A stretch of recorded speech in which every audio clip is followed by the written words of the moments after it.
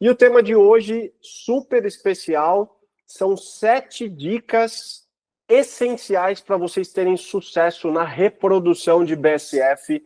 Então, esse é o tema, 7 dicas essenciais para vocês terem sucesso na reprodução de BSF, sendo a primeira dica, iluminação.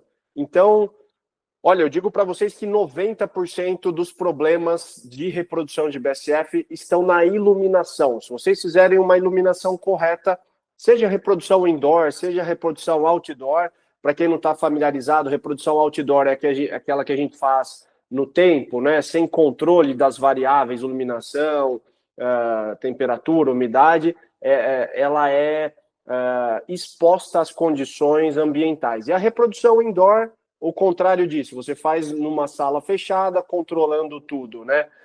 Então, independente se é indoor ou outdoor, 90% dos erros estão na iluminação. Então, se você quer começar a reproduzir BSF e não está dando certo, presta atenção na iluminação.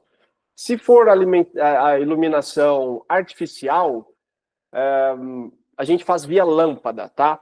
Lâmpadas específicas para reprodução de BSF já estão disponíveis no mercado, porém, hoje em dia, somente lâmpadas importadas, tá? Basicamente, lâmpadas chinesas e, se eu não me engano, norte-americanas também. No Brasil, ainda não temos disponíveis comercialmente lâmpadas para reprodução de BSF, mas tenho notícias aí de bastidores que já estão em desenvolvimento, então daqui a pouco teremos lâmpadas nacionais. O fato é, não é qualquer lâmpada que funciona, tá? Então, se você pegar uma lâmpada aí da sua casa e puser lá, provavelmente não vai funcionar, porque a BSF exige comprimentos de ondas específicos, tá?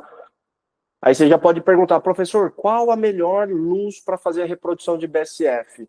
Além dessas lâmpadas específicas, né, lâmpadas de LED específicas para BSF, temos também a luz solar. Essa é disparada a melhor luz para reprodução da BSF. Ainda que seja indoor, você pode fazer uma gaiola com entrada de luz solar, não tem problema nenhum, tá? Esse é o básico sobre iluminação. Segunda dica de reprodução de BSF que muita gente erra também, umidade.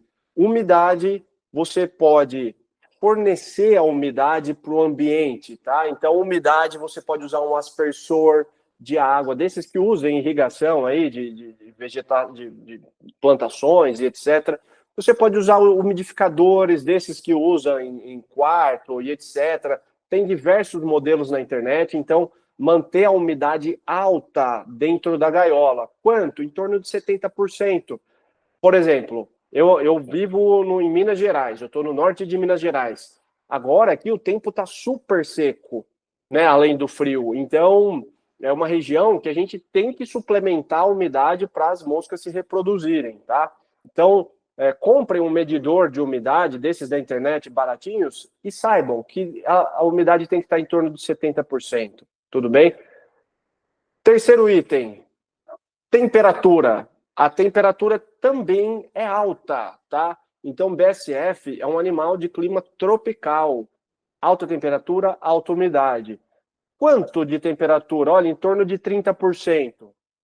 Tá, pessoal? Desculpa, 30%. Olha, 30 graus Celsius. E de preferência controlada, tá? Então, hoje em dia, ferramentas de controle de temperatura são muito simples, compra-se termostatos.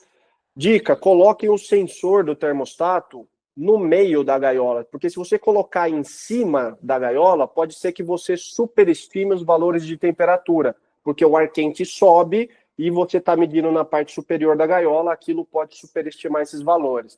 Então, tente colocar no meio, de modo que a captação da temperatura seja representativa do todo, né, do ambiente todo da gaiola, tá? De preferência, temperatura controlada. Mas, professor, se for outdoor a minha reprodução, aí não tem como, aí é a temperatura que você tiver no meio ambiente. Aliás, tem como controlar, mas é pouco eficiente, porque simplesmente o calor se dissipa, né? Então, se você tiver numa reprodução outdoor, você pode pôr sistema de campânula, você pode pôr alguns elementos que aquecem o ambiente, aquecedores a gás e etc., mas aquele calor se dissipa, você vai estar imerso num ambiente muito mais frio na estação do inverno, obviamente. Para moradores da região norte e nordeste do Brasil, vocês já viram que o clima daí é perfeito, né? Alta temperatura, alta umidade, iluminação fotoperíodo muito bom, né? Diferente de nós que estamos no sudeste ou no sul do Brasil, no inverno se torna épocas de vacas magras, né? Época difícil de reproduzir a BSF, a não ser que você tenha todos os parâmetros controlados, tá? Terceiro item, então já falamos, iluminação, umidade e temperatura. Desculpa, quarto item, tamanho de gaiola. Qual que é o tamanho ideal de gaiola? Não tem, simplesmente não tem tamanho ideal. Eu já utilizei gaiolas, olha, de 30 por 30 centímetros, pequenininhas, e reproduzia.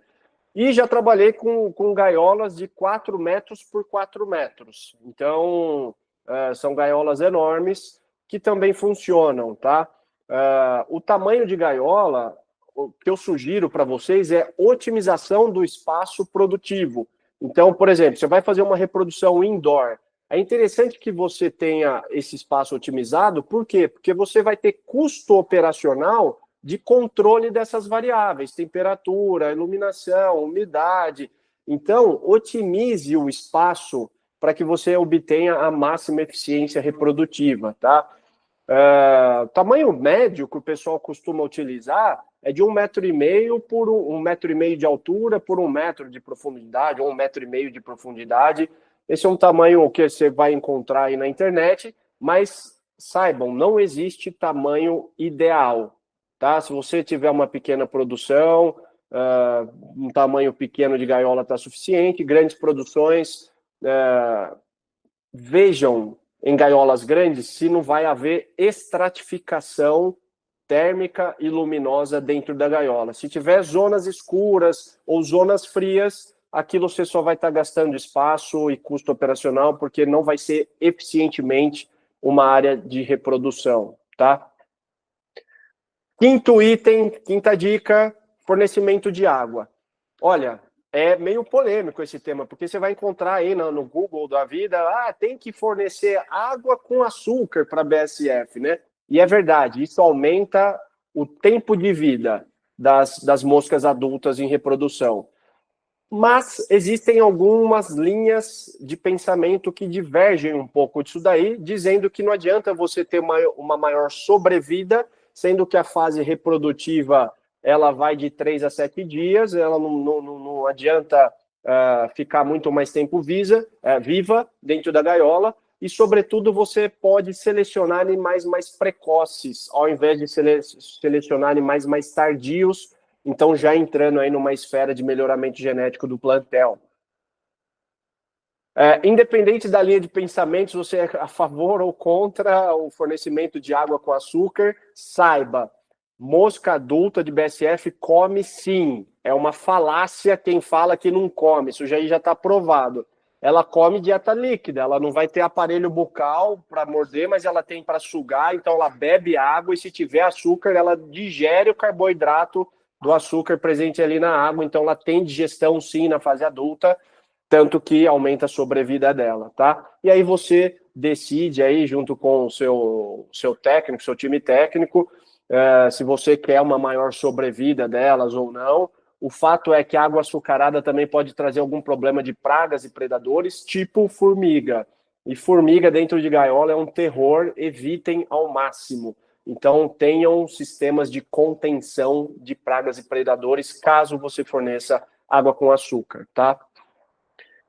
Sexto item, independente de tamanho de gaiola, que eu já falei, pode ser grande, pode ser pequena, o que é mais importante é densidade de adultos. Então, a sexta dica essencial é densidade de adultos. Se você tiver pouco adulto voando dentro da gaiola, né, pouca mosca adulta ali, você não vai ter uma eficiência reprodutiva. E se você tiver uma superpopulação de mosca adulta dentro da gaiola, isso te trará alguns problemas de manejo, como dispersão de ovoposição. Ela vai começar a ovopositar em tudo quanto é canto da gaiola, isso é um terror na produção de BSF. Então, controle a densidade de adultos para que você não tenha problemas disso. Segundo problema de superpopulação, excesso de sujidades. Começa a morrer muita mosca, aquilo vira um verdadeiro carnaval, então você vai ter que ter um manejo de higienização com maior frequência. Se precisa de manejo com maior frequência, você ocupa mais a mão de obra do operador, impedindo que ele dedique mais tempo a outras atividades.